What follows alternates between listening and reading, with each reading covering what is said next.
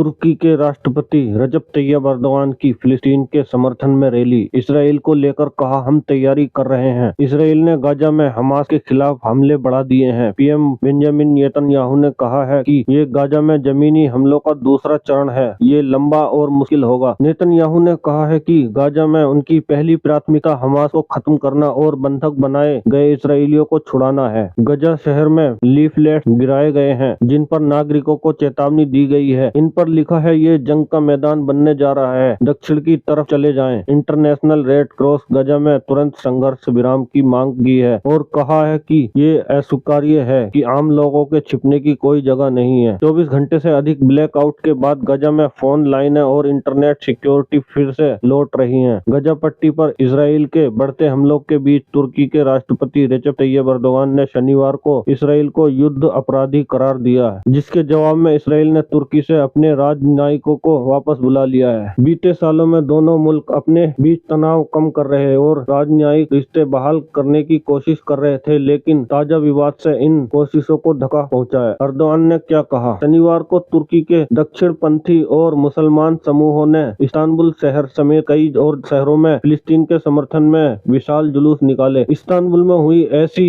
एक रैली का आयोजन राष्ट्रपति अर्दोगान की जस्टिस एंड डेवलपमेंट पार्टी ने किया था। समाचार एजेंसी AAFP के अनुसार अर्दोगान के अनुसार रैली में लगभग 15 लाख लोगों ने हिस्सा लिया। इस्तांबुल में हुई रैली में अर्दोगान ने इसराइल और वहां के प्रधानमंत्री बेंजामिन नेतन्याहू को निशाने पर लेते हुए कहा, इसराइल आप एक कब्जा करने वाले देश हो। इसराइल आप यहाँ आए कैसे? आपने यहाँ अपनी जगह कैसे बनाई? आप कब्जा करने वाले हो। आप केवल एक संगठन हो और ये बात तुर्की के लोगों को पता है। उन्होंने इसराइल सरकार को युद्ध अपराधी की तरह बर्ताव करने वाला बताया है, जो फिलिस्तीनियों को पूरी तरह से मिटा देना चाहता है। अगर हमास आतंकवादी संगठन है तो नेतन्याहू भी एक आतंकवादी है। शर्म करो इसराइल, हम दुनिया के सामने आपको युद्ध अपराधी घोषित करेंगे। फिलहाल हम इसके लिए तैयारी कर रहे हैं। उन्होंने कहा, खुद की रक्षा करना किसी भी मुल्क का हक है, लेकिन इस मामले में न्याय कहाँ है? यहाँ कोई न्याय नहीं हो रहा है। गाजा में जो हो रहा है वो नरसंहार है। लेकिन हमास के खिलाफ इसराइल के अभियान छेड़ने के बाद अर्दोगान ने पहली बार इसराइल के खिलाफ कुछ कहा हो, ऐसा नहीं है। बीते सप्ताह अर्दोगान ने ये कहते हुए इसराइल का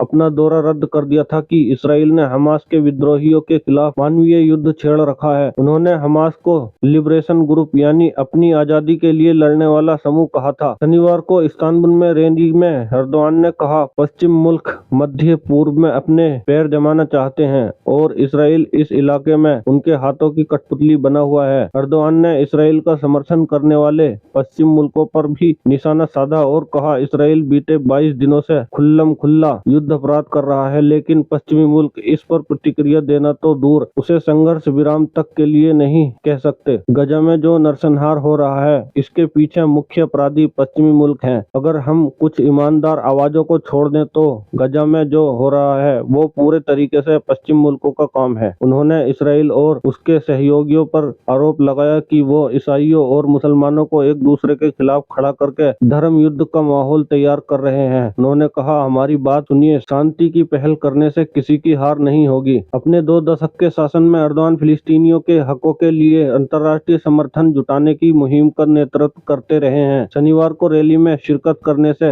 पहले अर्दोगान ने सोशल मीडिया एक्स पर एक पोस्ट में कहा था कि इसराइल की ताजा कार्रवाई ने मासूम नागरिकों को निशाना बनाया है और गाजा में मानवीय संकट को और गहरा कर दिया है। उन्होंने अपील की, इसराइल को जल्द से जल्द पागलपन बंद करना चाहिए और हमले रोकने चाहिए। इसराइल की प्रतिक्रिया। अर्दोगान का संबोधन खत्म होने से कुछ देर बाद इसराइल के विदेश मंत्री एली कोहेन ने बताया कि उन्होंने तुर्की से अपने राजनयिकों को वापस बुलाने का फैसला किया है। उन्होंने सोशल प्लेटफॉर्म एक्स पर लिखा, अर्दोगान की तीखी टिप्पणी के बाद हमने अपने राजनयिकों को तुर्की छोड़ देने के आदेश दिए हैं ताकि हम इसराइल और तुर्की के बीच संबंधों पर फिर से विचार कर सकें। इसराइली प्रधानमंत्री बेंजामिन नेतन्याहू ने कहा, युद्ध अपराध का आरोप हम पर मत लगाइए। अगर आप ये सोचते हैं कि आप हमारे सैनिकों पर युद्ध अपराध का आरोप लगा सकते हैं तो पाखंड है। उन्होंने कहा कि इसराइल के पास नैतिक मूल्यों को मानने वाली दुनिया की सबसे अच्छी सेना है। उन्होंने हमास पर मानवता के खिलाफ अपराध करने और मासूम लोगों का इस्तेमाल मानव ढाल के रूप में करने का आरोप लगाया। साथ ही उन्होंने दावा किया, इसराइली डिफेंस फोर्सेस आम नागरिकों की रक्षा करने के लिए पूरी कोशिश कर रही है। उन्होंने इससे पहले कहा था कि गाजा में उनकी की प्राथमिकता हमास के आतंकवादियों को खत्म करने और उसके कब्जे में मौजूद इजरायलियों को आजाद करना है। तुर्की की प्रतिक्रिया, किसे आदेश दे रहे इजरायली विदेश मंत्री। हमास के खिलाफ अभियान छेड़ने के बाद इसराइल ने सुरक्षा कारणों का हवाला देते हुए तुर्की समेत इलाके के कई मुल्कों से अपने राजनयिक वापस बुला लिए थे। तुर्की के एक राजनयिक सूत्र के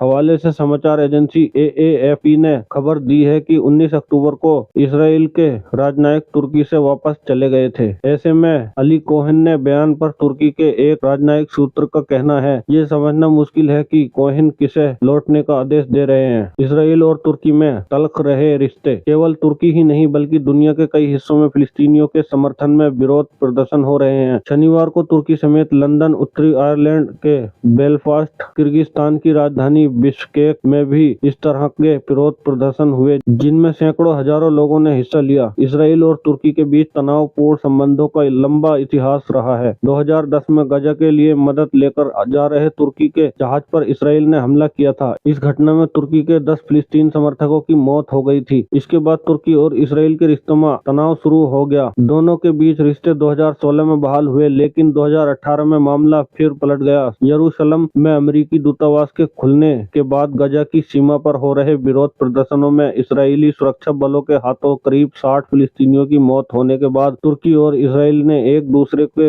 यहाँ अपने राजनयिक वापस बुला लिए। 2022 में दोनों ने एक बार फिर राजनयिक संबंध बहाल करने का फैसला लिया था, लेकिन अब अर्दोआन के तीखे बयान और इसराइल के जवाबी कदम के बाद दोनों के रिश्तों में एक बार फिर कड़वाहट घुल गई है। मुस्लिम बहुल तुर्की और यहूदी बहुल इसराइल पश्चिम मुल्कों के सैन्य गठबंधन नेटो के सदस्य हैं और मध्य पूर्व में अहम भूमिका निभाते हैं। अमेरिका और ब्रिटेन जैसे पश्चिम मुल्कों के विपरीत तुर्की हमास को आतंकवादी संगठन नहीं मानता। वो लंबे वक्त से हमास के सदस्यों की मेजबानी करता है। इसराइल और फिलिस्तीन के मुद्दे के हल के लिए वो दो राष्ट्र नीति का समर्थन करता है। क्या है मामला? 7 अक्टूबर को गाजा में हमास के लड़ाकों ने इसराइल के खिलाफ बड़ा हमला किया। इन लड़कों ने पहले इसराइल पर हजारों रॉकेट दागे, उसके बाद हवाई मार्ग से समंदर के रास्ते और सीमा की बाढ़ तोड़कर इसराइल में प्रवेश किया और भारी तबाही मचाई। इन्होंने कम से कम 1400 इसराइलियों को मारा। वापस लौटते वक्त ये लड़के अपने साथ 200 से अधिक इसराइली नागरिकों को बंधक बनाकर ले गए। इसके खिलाफ जवाबी कार्रवाई करते हुए इसराइली प्रधानमंत्री बिन्यामिन नेतन्याहू ने गाजा में हमास के खिलाफ युद्ध की घोषणा कर दी और व्यापक हवाई हमले शुरू कर दिए। गाजा में हमास के स्वास्थ्य मंत्रालय का कहना है कि इसराइल के हमले में अब तक 7700 से अधिक फिलिस्तीनियों की मौत हुई है, जबकि लाखों घायल हैं। मरने वालों में लगभग आधे 3500 बच्चे हैं। दोस्तों, यह न्यूज यहीं तक थी और हमें सपोर्ट करें, हमारे चैनल को सब्सक्राइब करें, वीडियो को लाइक जरूर करें, तभी हमारी वीडियो आगे पहुंचती है। मिलते हैं एक और वीडियो के साथ, तब तक के लिए अपना ख्याल रखें।